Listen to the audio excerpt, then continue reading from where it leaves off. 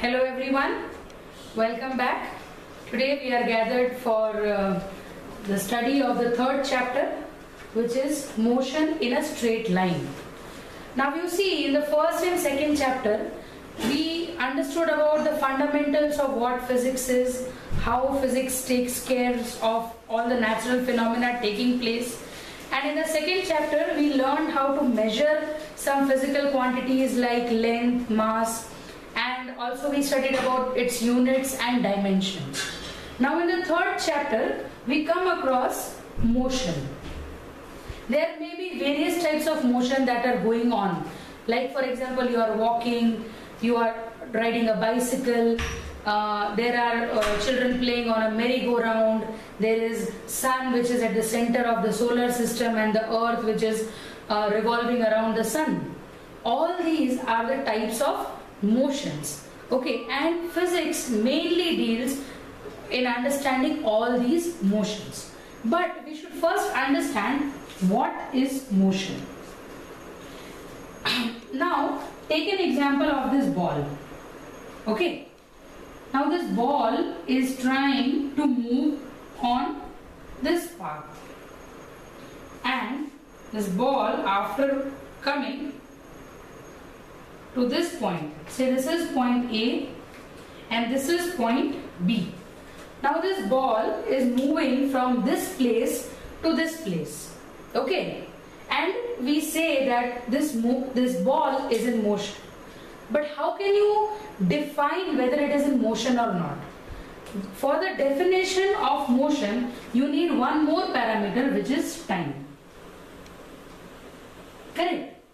So what you do is you look at the clock and you say that time it is, say, 10 p.m. okay, when the ball is at position A. Now after some time, say at time t is equal to 10.10 p.m. that is 10 past 10. So at 10 o'clock the ball was at position A. At time 10 equals to, at time t equals to 10 past 10, the ball is at position P. Now if any body is doing a change in its position with respect to time, we say that that object is in motion. Clear? So let us first define motion. Motion is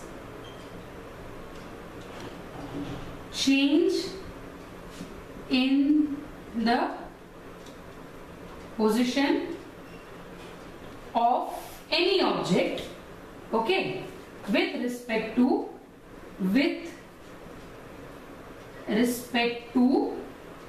time. This is known as motion. Clear? So like for example, today you are at your house. After 1 hour you will go to playground. That means you have done some motion. Now that motion can be of any type, okay, it can be fast, it can be slow, okay, it can be from one place to another, it can be from one place to another to again the first place, okay. All these things are dealing with the change in the position with respect to time, so it is known as motion. Now in this chapter what we are going to take care is about the motion which takes place in the straight line. Like imagine this place, this line which is joining points A and B. So in this particular chapter we are going to understand how one body changes its position with respect to time in this line only, okay. We are not concerned whether it goes in this direction, whether it goes somewhere like this, or whether it is at this point and making a circular motion. No, we are not concerned about anything of this sort.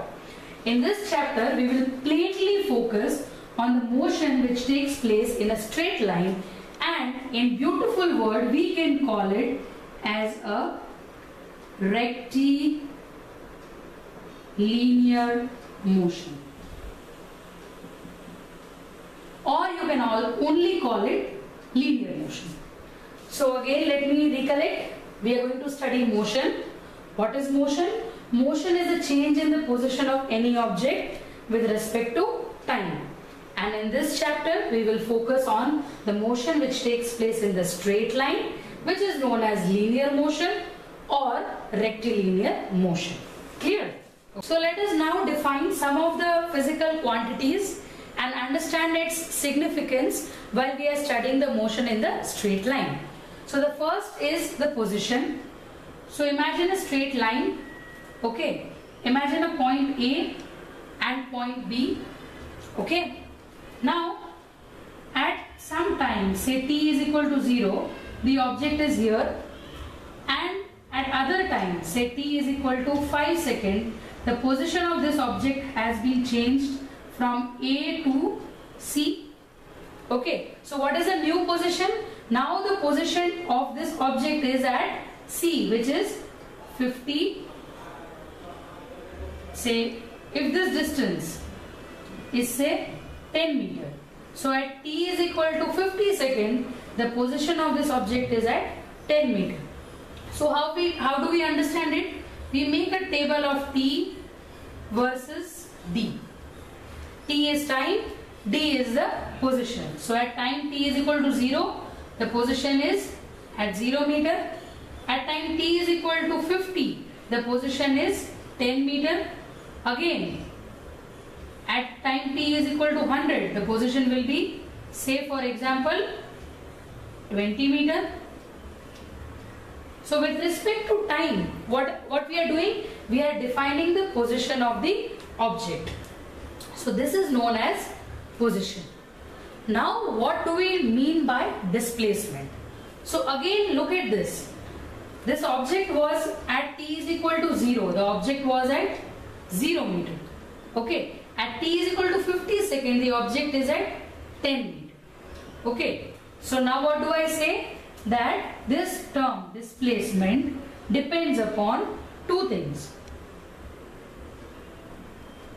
Initial position and final position.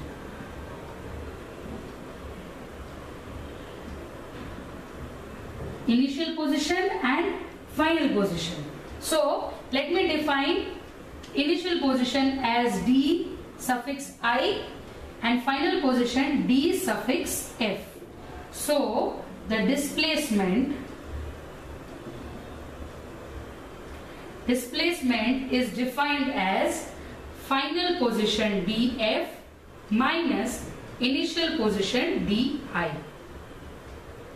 This is something that you must remember. Again, position is the position at which the object is lying at a given time. Okay, so we have defined position D. Okay, displacement is defined by what? It is defined by the final position minus initial position. So in our case, the final position df. Okay, so this total distance is 20 meter and initial position di is equal to 0 meter. So what happens? Final position is 20 meter minus initial position is 0 meter. So the displacement, which is delta d, this symbol delta, that triangle is known as delta, which is a Greek letter. Okay, but delta generally means the difference. So here we are taking the difference in the position. So df minus di, which is delta d, which is nothing but the displacement in our case will be 20 meter. Clear? Now for example, I want to learn the displacement of only this point. Displacement for point C and D. So then my initial position will not be 0 but it will be 10 meter. So in that case my delta D will be 20 minus 10, which is equal to 10 meter. Okay, so displacement will depend upon the final position minus initial position. So we have learned position, we have learned displacement. Now we come to a similar term which is known as the path length. So what is path? For example, let us look at the example of this straight line again. One object has started from point A. It has traveled to point B, which is 5 centimeter. It has traveled to point C. This distance is from A to C is 10 centimeter. Okay. And again it is going back to this point B. Okay. So first it has gone from A to B, then it has gone from B to C, and from back C it is going back to B. So what is its displacement? Displacement is final position minus initial position. So what is the final position? It is at point B. So it is 5 centimeter minus what is the initial position?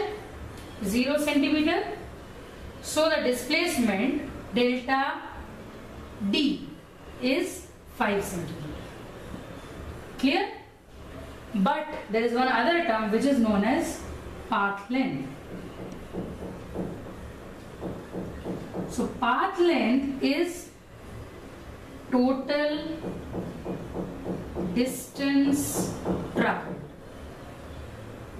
Okay, it does not depend on the final and initial position, but it depends on the total path that is traveled. So how did this travel? From A to B, so it is 5 centimeter. From B to C, again 5 centimeter. Okay, again from C to B, it has traveled. Whether it is negative or positive, that is secondary thing, but it has traveled. Like for example, from here you go to your school and you come back. Do you say that you have not traveled? Because if you just look at the final position and initial position you were at your house. In final position you are back to your house. So final position minus initial position will be 0, but the path length will not be 0.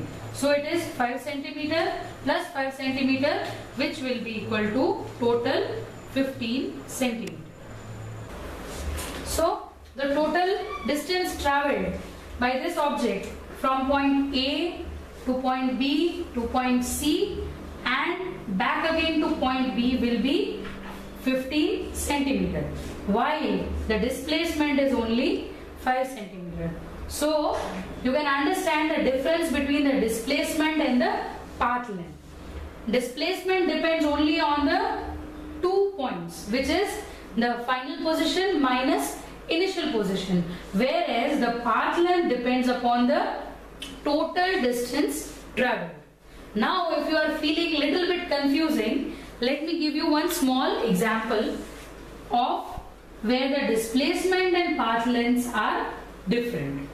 We will take a look at 2 examples and then you will be very clear with displacement and path length. So for example, say this is a circle, okay, and the radius of the circle is r. Okay, now at time t equals to 0, this is initial position di, okay, and the object is now doing some motion along the circumference of the circle, okay, and it is coming back to point df, which is the final position at time t equals to 10 seconds. So what is the displacement in this case? Delta d is df minus di. What is the final position? Say it is at point A. What was the initial position? It was again at point A. So what is final position minus initial position? Simple, it is 0 meter. But now what is the path length? Path length is what? It is a total distance it has travelled in the whole travelling area. and that distance is what? It will be 2 pi r.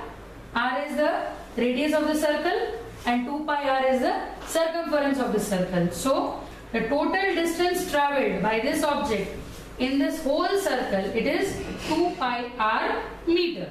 Okay, of course it is distance. You are always supposed to write the unit. So the displacement is 0, but the path length is not 0. So you have to understand the difference. Path length can never be 0 if there is a motion, but displacement can be 0. So this is one example. Okay, let me give you one other example. So now we are slowly going into the mathematics part. This is say x-axis, this is say y-axis, and this is point O, which is origin. Say at point A is your classroom and at point B is the principal's office. Now you are just instructed by your teacher to go to the principal's office and get some books. So one of you will get up and go directly to point B. Okay, and some other person who is more adventurous, what will they do? They will first go out of the class, have water, go to the ground, go to library somewhere, and then move around in many other classes and then reach to the principal's office. Okay, so this is by student 1 and this is by student 2. Okay, so for student 1, what is delta D? It is df minus di, which is b minus a. Okay, again for student 2, what is delta D? Again final position minus initial position, so it is b minus a. So for both the students, the delta D is same. That is, the displacement is the same. But for student 2, the path length is from A to say point C to X to Z to P to Q, okay, to R and to B. So for student 2, the path length will be A, C, X, Z, P, R, Q. Okay, all these lengths. But for student 1, the path length will be again A to B. So in this phenomena also, you have seen that the distance travelled by student 1 and the displacement by student 1 is same. But in the case of student 2, if you see, delta D is different while the path length is different. So I am sure it is very clear to you that the displacement depends on the final position and initial position, while the path length depends upon the whole path taken. Okay. Now we are going to two important physical terms which will be very useful throughout your physics career. Okay. Speed and its foreign brother, velocity. Speed and velocity. Speed is a scalar quantity while velocity is a vector quantity. Now you will ask me, what is a scalar quantity and what is a vector quantity? Scalar quantity is something which has its value but it doesn't have its direction. I'll tell you how. For example, I am traveling here from point A to point B and I am traveling 10 meter in 10 seconds. So if I define speed, it is total distance travelled upon total time taken. So what is the total distance travelled? It is 10 meter What is the total time taken? It is 10 seconds. So it is 1 meter per second is the speed. So by doing this equation, I can tell you that this one particular object is traveling by the speed 1 meter per second. So in 1 second it will travel the distance of 1 meter. But it will not tell you in which direction. Okay, you will say that it is traveling in this direction.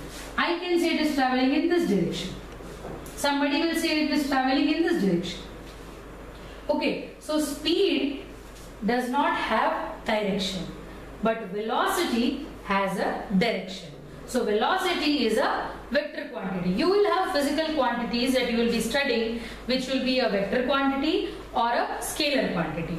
How can you add scalar quantities? How can you add vector quantities? All these things I will be slowly teaching you in one mathematical chapter on physics. Because there will be some formulas like say how to add, how to multiply vector quantities, which you will not have in your textbooks. But you will have it in the maths textbook. Okay, so some of you who are preferring biology, you might not come across these terms. So I will give you one more lecture on using mathematics for physics. But for the time being, just remember that speed is a scalar quantity and velocity is the same. It is distance travelled upon time taken. It is again meter per second, but it is a vector quantity. And a vector quantity is denoted by a arrow. Okay, so arrow means it is giving you some information about the direction, and the scalar quantity will not be giving you any information about the direction. Okay, so we have a scalar quantity and a vector quantity, which is speed and velocity. So speed is what? Sorry. Okay, now the speed is something we need not worry right now. For all numerical purposes, we will have how to calculate the speed, we will have how to calculate the velocity, okay, and the simple formula is total distance travelled upon total time taken, and the unit of speed and velocity is same, meter per second. Now let us look at this velocity. Now velocity is what? It is change in position upon change in time. Okay, again I told you whenever there is change we will be writing delta. So what do we write? Change in position is delta D by delta T, which is nothing but velocity. Okay, change in position with respect to change in time is known as the velocity. It gives you how fast you are changing. Okay, how fast is the position change. For example, if you are riding a bicycle, okay, then your delta D by delta T will be small. With respect to what? Like you are riding a bike. So in small time you will be changing a lot of distance. So your velocity will increase. In normal terms we can also say speed is increasing. Like you have your anemometer, which will give you the velocity of the speed. So it will give you some direction. But in your vehicle you have an odometer, okay, which gives you the normal speed like 20 kilometers per hour, 40 kilometers per hour. Okay, so it will not tell you direction, because direction you are defining. So there you cannot say that my velocity is 50 kilometers per hour. You have to say that your speed is 50 kilometers per hour.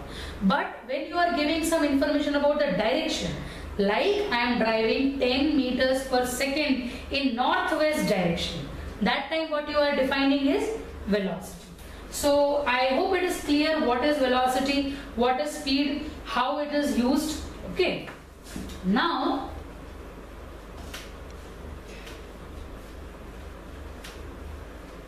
we have defined speed as delta D by delta T. But for example, on this straight line, see this is all 5 centimeter gap, okay?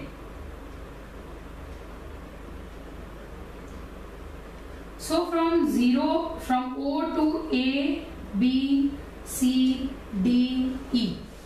All 5 meter is the distance. But here T is equal to 2 seconds. Here T is equal to 5 seconds. Here T is equal to 10 seconds. Here T is equal to 12 seconds. Here T is equal to 20 seconds. So the same distance, but it is travelled in different times. So what you do is, you just take the look at this total distance travelled. So you add 5 plus 5 plus 5 plus 5 plus 5. So it is say 25. So 25 meter, and what is the time taken? Total time taken, it is 20 seconds. And what you get is the speed, but it is the average speed. Now what are these two brackets? It will tell you that it is the average speed in the whole path. Okay. See, for example, you are driving a scooter. Okay. You start from your house, you will slowly start, because there are small paths, small gully that is going on. Okay, you are not able to judge the speed. Okay, then slowly you go to the highway. Okay, so that highway is clear, nice road, so you increase the speed. Then there is a bump, so you reduce the speed. So your speed is decreasing, increasing. Okay, but in our definition we know total distance travelled upon time taken. So this, what it will give you, it will give you average speed or average velocity if you have the direction. But what if I want to know the speed at that one point? So there is one term for it which is known as instantaneous speed or velocity. So to find out instantaneous speed or velocity, what we do is, we are taking a very small part, very small part of the path length. So I am just taking this small path. Okay, so for this small path, I am assuming that the time is very small. It is like 0, not exactly 0. Okay, it is like 0. So in that case, what do I do is, I am making the time so small. Okay, and then what speed I get is the instantaneous speed. That means at that point where I am seeing the object, its speed is given by the instantaneous speed, which is given by limit delta t tends to 0. Now this is one mathematical operation again. So all for biology students, wait for my new lecture. I will tell you what is the importance of this. But for time being, we have to physically understand that limit delta t tends to 0 means the change in the time is so small that it is almost 0 but not 0. Okay. At that point, this delta will become dd. Now this d, it is a symbol for position, and this d is a symbol for differentiation. Now what is differentiation?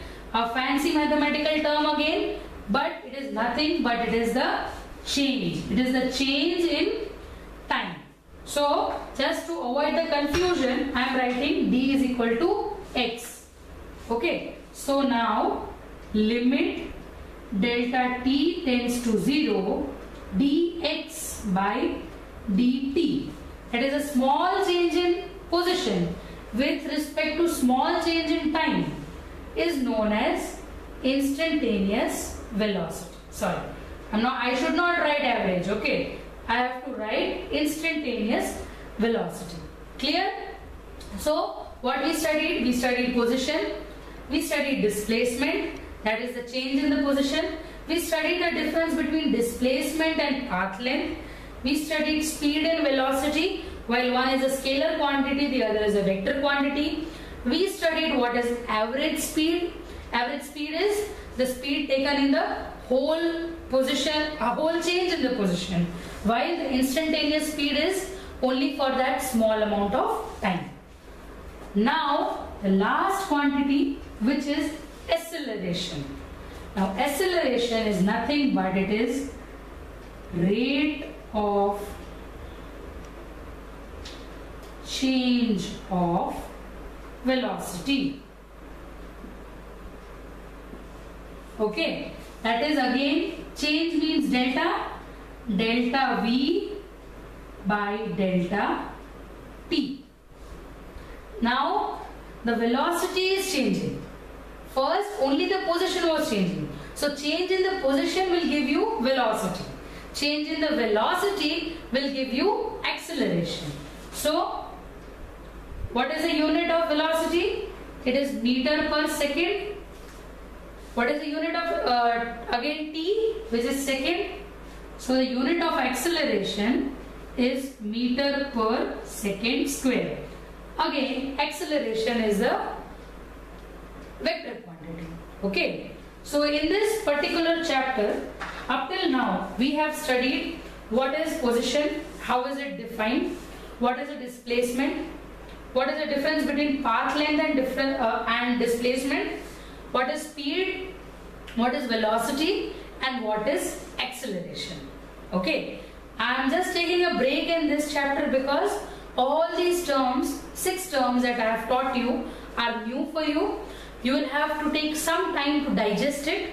Okay, and in the further chapters, in the further chapter videos, what we will do is I will solve some of the examples in which all these formulas will be used, and we will be deriving some expressions, some mathematical expressions to study the motion in a straight line. I hope this is clear to you. If you are not clear, do visit our channel again. I'll come with further more explanation with some videos so that you can understand the concept of motion in a straight line. The students who are doing their biology along with physics, don't worry, there is a special lecture whose title is Maths for Physicists. Okay, and so in that I will tell you in detail about all these terms. Mathematics is just a language of expression, and physics will tell you how the mathematics can be used. So thank you for watching.